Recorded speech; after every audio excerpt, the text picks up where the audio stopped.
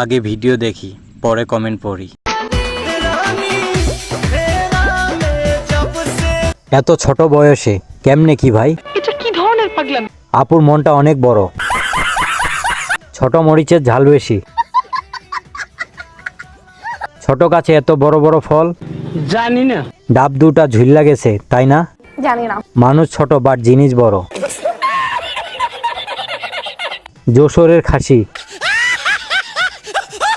খুব সুন্দর হয়েছে, আরো বড় হবে। আমি তো কিছুই বুঝতাম পারতেছি না। এত নড়ে কেন গো?